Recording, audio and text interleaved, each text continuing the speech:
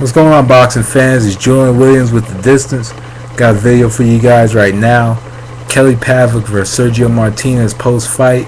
We have a new middleweight champion, new WBC Ring Magazine middleweight champion, and Sergio Martinez. But anyway, first fight was Lucian Bute versus Edson Miranda. Very short fight, 3 rounds. And really what we got in the first 2 rounds were kind of filling out rounds. They wasn't necessarily action-packed, and then Lucian Bute in the 3rd round hit that left uppercut on Edson Miranda. The uppercut that he likes to kind of sneak in with. You know, he snuck in with that left uppercut, knocked him out. Though I do believe that Edson Miranda could have continued on and fought. I do think if he would have continued on, he would have gotten hurt even worse. You know, if he continued on fighting. So overall, really good performance by Lucian Bute. Lucian Bute was able to do something that Arthur Abraham, Andre Ward, and Kelly Pavlik weren't able to do, and knock him out within 3. Though I wasn't expecting Lucian Bute to knock him out in 3. I do believe I did predict a unanimous decision or late knockout, late stoppage for Lucian Bute. I really don't remember, but I did have Lucian Bute winning the fight, regardless. But Edson Miranda, I do think, made the mistake by kind of just standing there and kind of taunting and kind of making an ass out of himself. You know, when he was standing there and taunting, because right after he stood there and he taunted, he got knocked out. And it wasn't even necessarily a knock the fuck out, but he was knocked out, and it really didn't look good at all. But anyway, on to the next fight, Kelly Pavlik versus Sergio Martinez, the fight that a lot of people, such as myself, have been looking forward to for a long time. Sergio Martinez came out the first 2 rounds especially, came out, he stayed on the outside, he was the ring general. He was ring general for the first 4 rounds of the fight. And Kelly Pavlik had a very hard time landing on him, getting his left jab off. And Kelly Pavlik, I did see a lot of adjustments and a lot of improvements with Kelly Pavlik compared to the fight with Bernard Hopkins. See, this is the first time that Kelly Pavlik has stepped in the ring with a fighter who kind of stayed on the outside. And Martinez is not necessarily the fighter that stays on the outside all the time. I mean, I take it back. Hopkins wasn't necessarily the fighter that stayed on the outside all the time, because he kind of came in and he held. But Martinez stayed on the outside. He didn't hold any. He held quite a few times in the fight, but he stayed on the outside and got his combinations off. He was able to get the right hook off. And Pavlik really didn't have an answer for that in the first 4 rounds. But when round 5 came, Pavlik started to pour it on. You know, like a typical Kelly Pavlik fight. He started to pour it on in rounds like 5. Actually, round 5. Kelly Pavlik started to pour it on, and he started to kind of get more shots off. He started to close the gap. And then one of the rounds came, I believe it was round 7, when he got the knockdown. It was around 7 or 8. Got the knockdown, the right uppercut.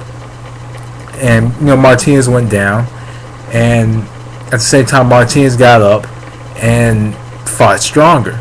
And then later in the fight, there was the other cut over Pavlik's eye, and it changed the outcome of the fight somewhat. When Pavlik started to pour it on, Pavlik started to kind of find that rhythm, and he kind of discovered Martinez's rhythm as well.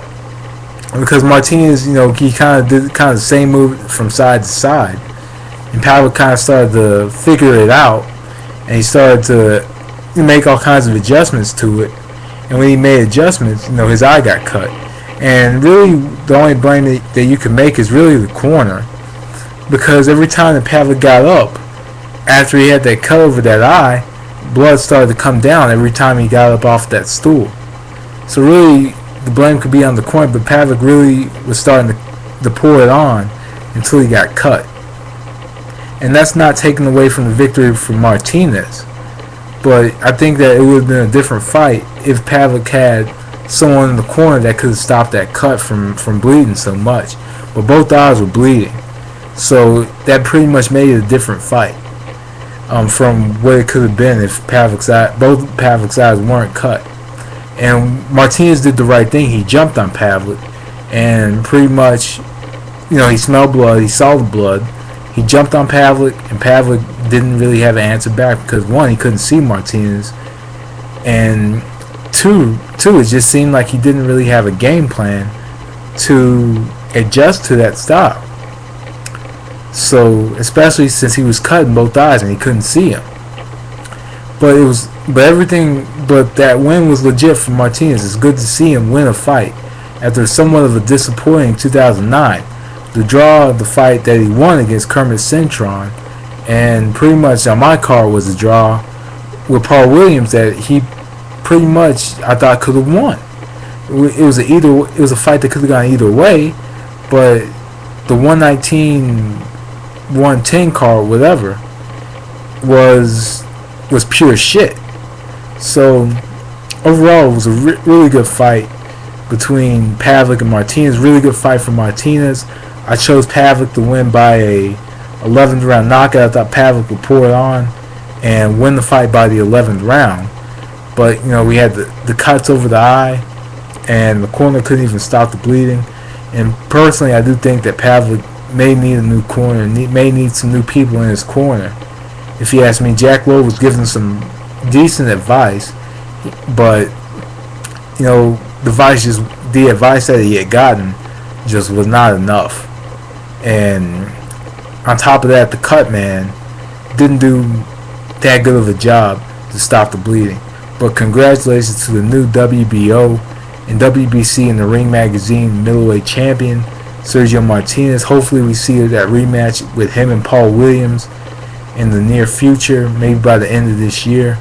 Maybe we'll see that rematch between him and Paul Williams, and maybe him against Kermit Cintron. Against one of those fighters. Hopefully we get to see Sergio Martinez in some good fights. Personally, I do want to see Sergio Martinez against Sebastian Sylvester or Felix Sturm. I'd love to see one of those fights. Felix Sturm, I do doubt, will come back to the United States to fight after the 2004 matchup, summer 2004 against Oscar De La Hoya. I doubt he'd come back to America. But Sebastian Sylvester, I really hope he puts that IBF on the line against Martinez. And Pavlik, who knows? Maybe he'll move up to 168 as the announcers were alluding to. Or maybe he'll evoke that rematch clause against Sergio Martinez, and we'll see a different fight against Kelly Pavlik. But overall, Sergio Martinez basically outboxed him, beat him to the punch, and pretty much not necessarily manhandled, but just outsmarted Kelly Pavlik in this fight. Outsmarted him, but I think that the deciding factor were those cuts that were on both eyes of Kelly Pavlik. And maybe I'm wrong, but I just think those were the deciding factors. And it's not me being biased because I chose Kelly Pavlik to win, but the fight was just different when the cut was over the right eye.